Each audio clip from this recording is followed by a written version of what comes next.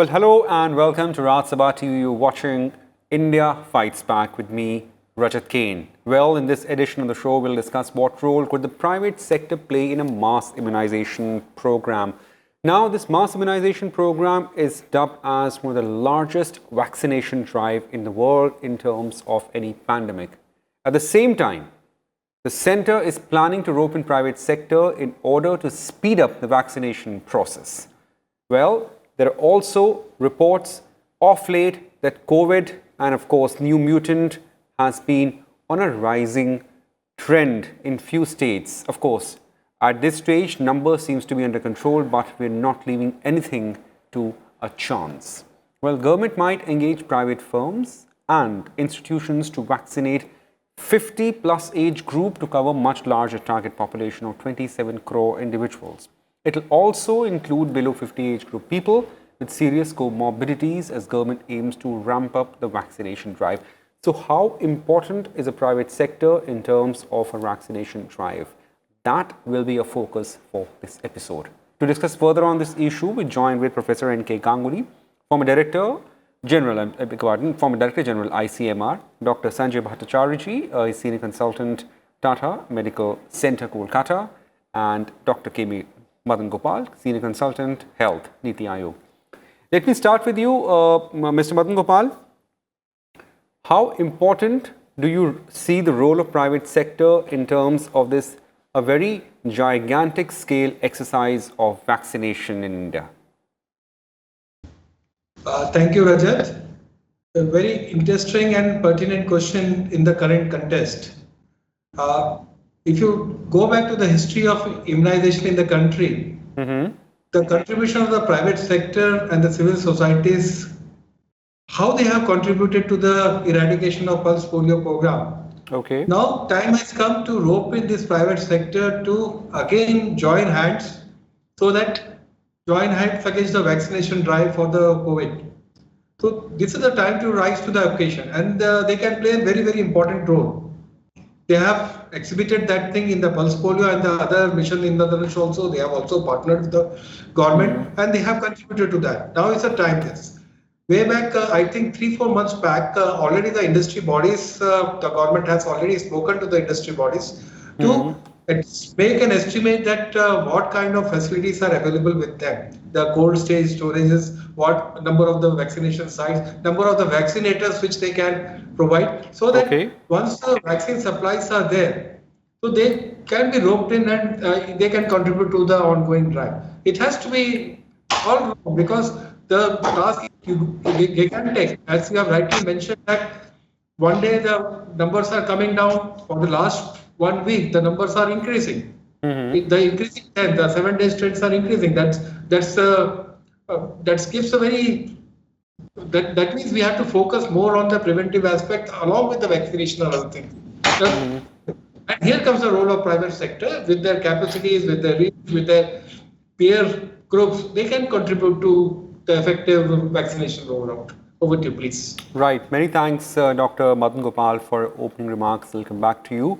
Dr. N.K. Ganguly, sir, in terms of the immunization program, let's take a stock.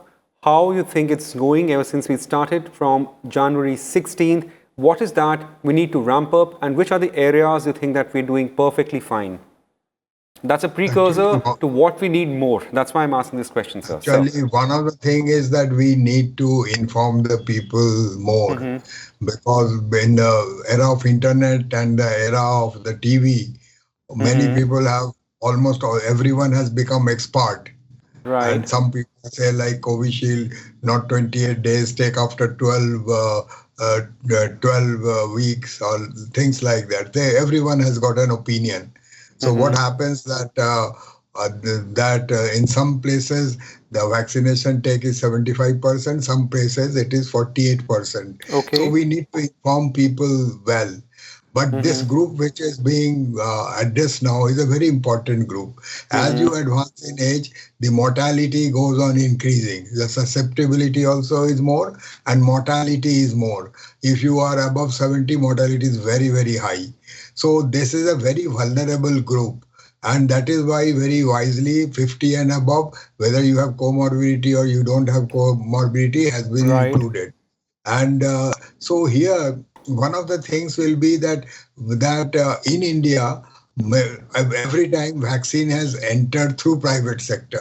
Later on, it was adopted by the government in the program. So Okay. private sector brought in a lot of experience.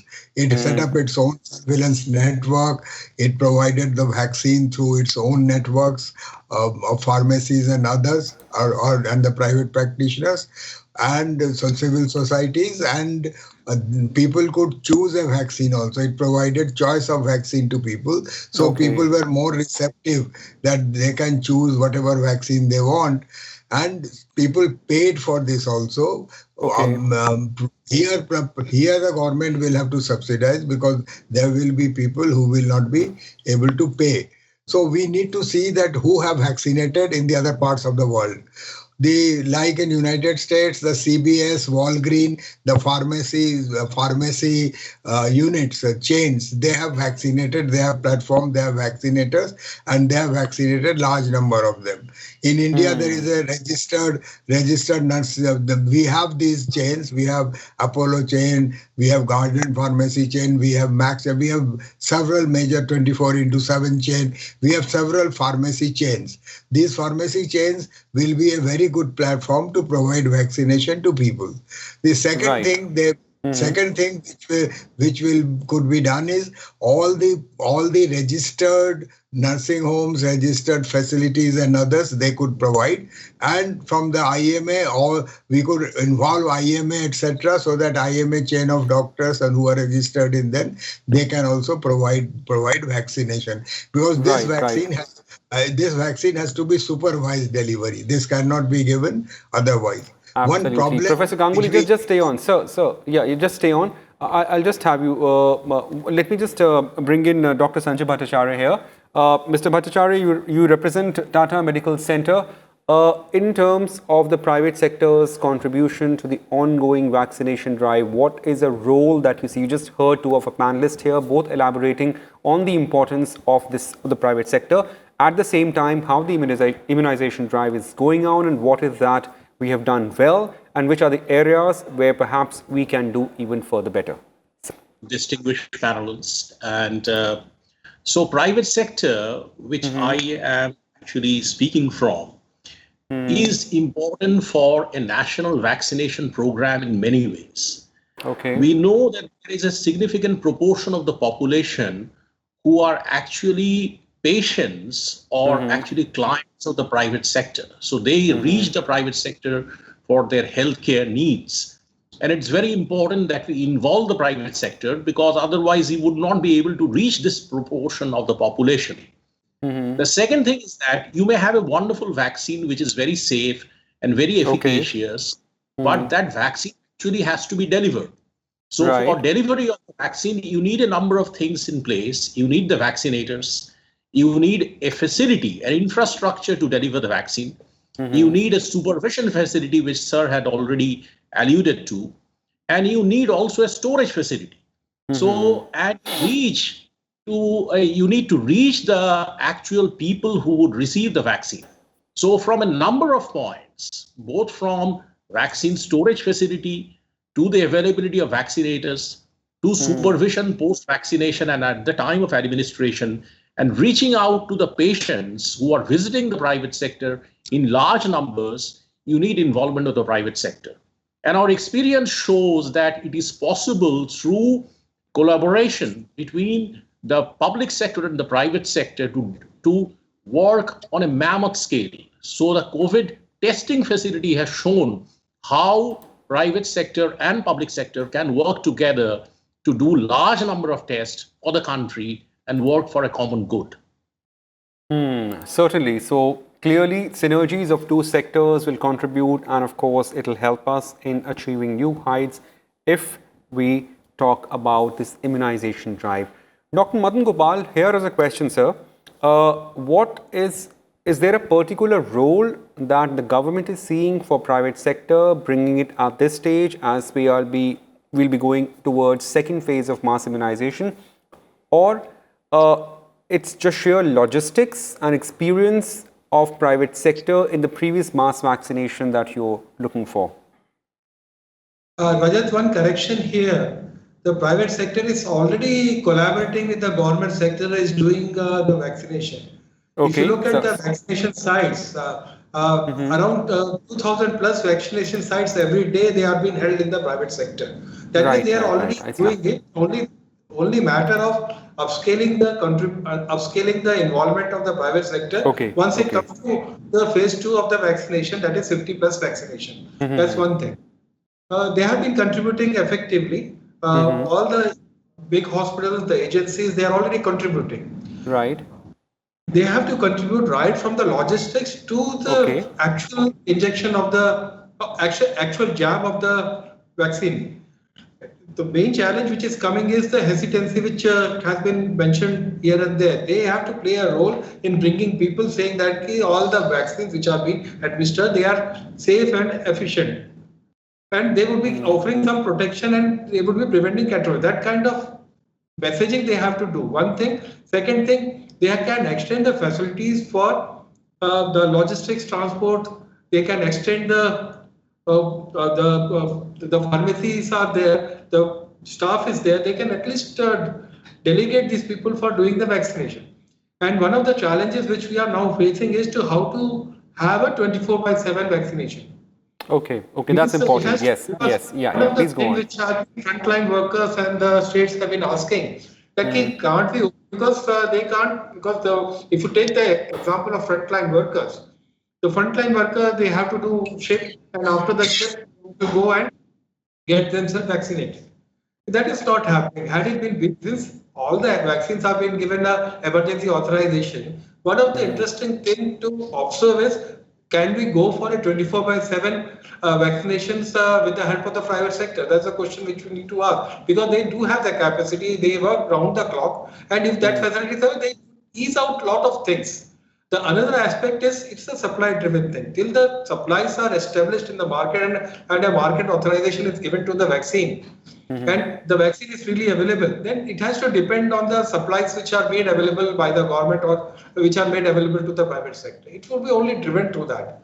So they are contributing right now. Right now also they are contributing. In the future also they will be contributing. It's only the magnitude and the scale in which the contribution will come.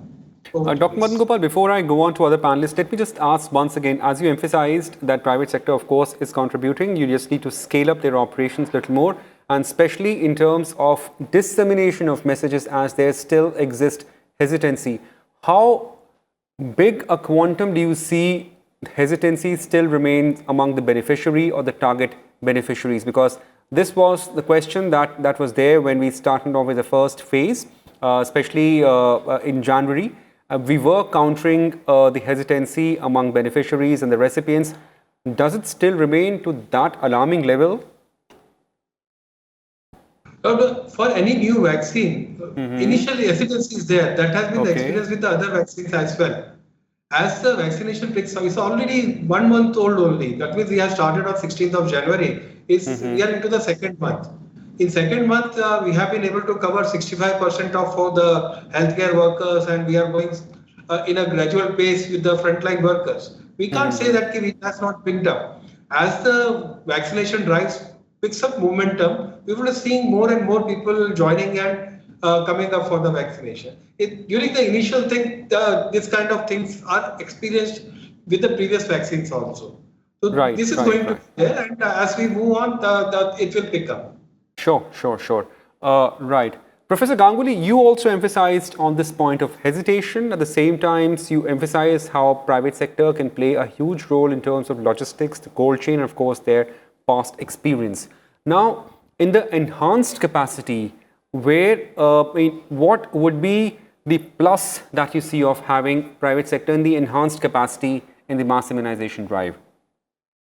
Actually, 30% of the vaccination was happening in India through private sector. Problem was this was mostly children's vaccination. Very few adult vaccination programs were there. So this particular matrix will set up an adults vaccination program. The very large number of adults are actually forgotten community in India, the old people.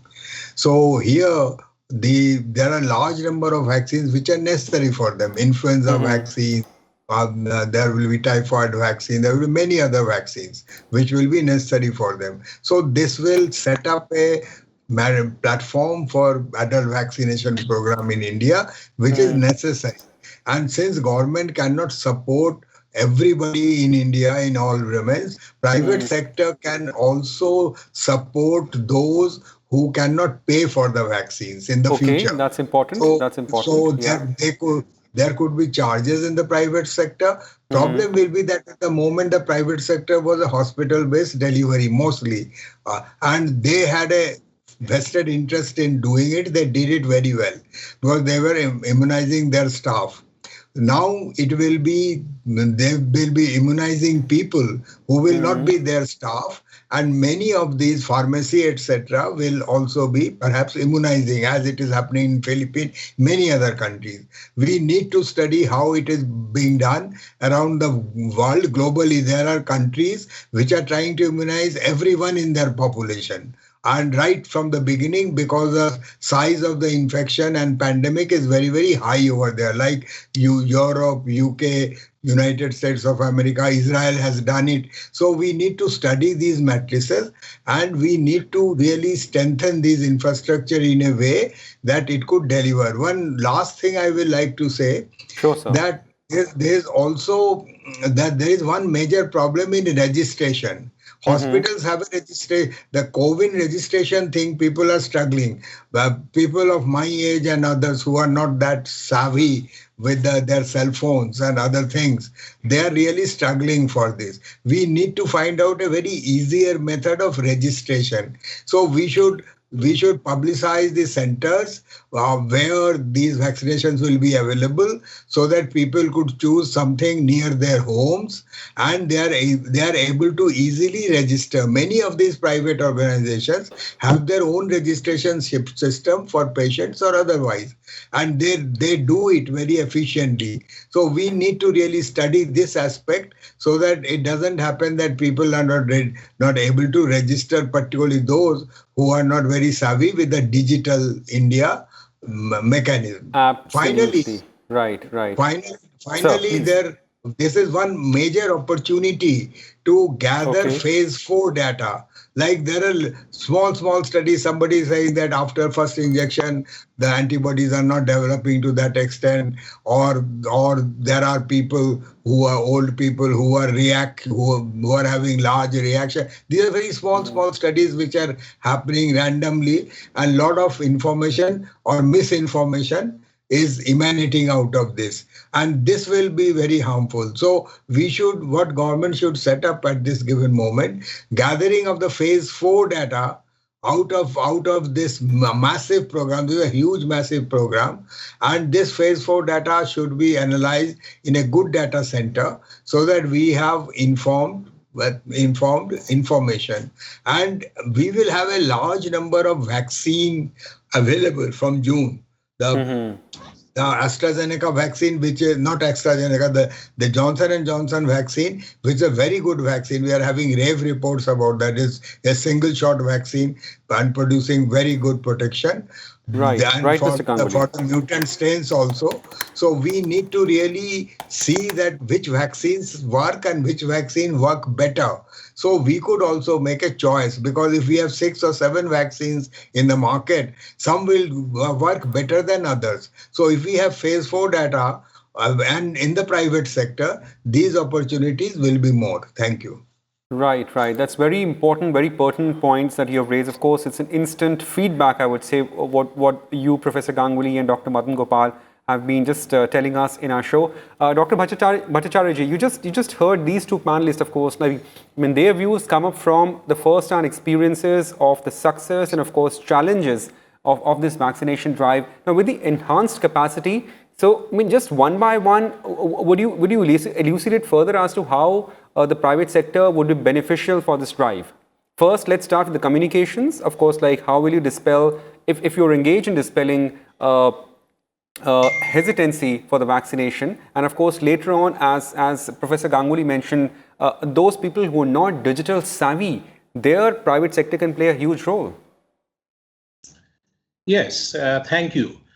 First of all, I would say that dispelling the doubts and apprehensions can only be scientifically done if we collect the data in a very organized fashion. Okay, So that's what important. Professor Yes. Ganguly sir had said about collecting phase 4 data is very, very important, because if we have systematically collected 4 data, then only we can actually dispel the doubts and apprehensions of general public. And the second thing I would say is that the public sector, just like the public sector, the private sector has got a very important role in educating the public about various aspects of vaccination. And there are so many vaccines in the market, but as Professor Ganguly had said, that not all vaccines are optimally used in our population, particularly in the vulnerable age groups, people who are elderly, people who have comorbidities. We hardly use in a systematic manner vaccines like influenza vaccines, pneumococcal vaccines, and there are many others like that which are suboptimally used both in the public sector and private sector. So this is an opportunity for us actually to raise awareness about the public, about importance of vaccination.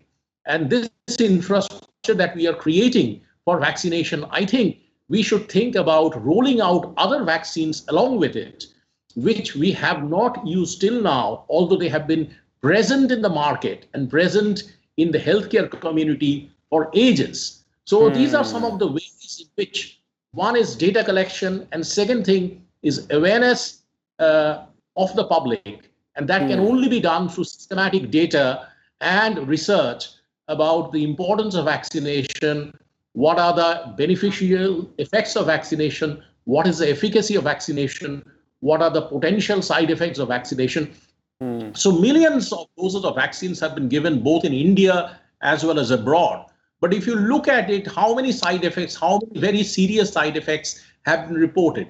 The number is actually minuscule. But sometimes these information get what is called augmented in media headlines. And people tend to catch those headlines as the more important. So I think both public sector, private sector, and healthcare professionals have got a responsibility and a duty to inform the public that these are the hard facts which are coming out from scientific studies, and then only we would be able to move forward. Right. Many thanks, Dr. Sanjay Bhattacharya ji, in just taking us as to how all these issues that have cropped up during a vaccination drive can be addressed. And of course, many thanks to Professor N.K. Ganguly and Dr. Madan Gopal for briefing us, for taking us as to what the private sector has been doing so far and how the enhanced role of private sector would be extremely beneficial to this world's largest mass immunization drive. Many thanks for joining us, and many thanks to viewers for watching this edition of India Fights Back. Before we leave, once again, a small appeal to all our viewers. Well, keep maintaining COVID-appropriate behavior, keep wearing masks, keep washing your hands, and also do not forget to maintain physical distancing. Remember, these are small things that can help us in defeating the pandemic.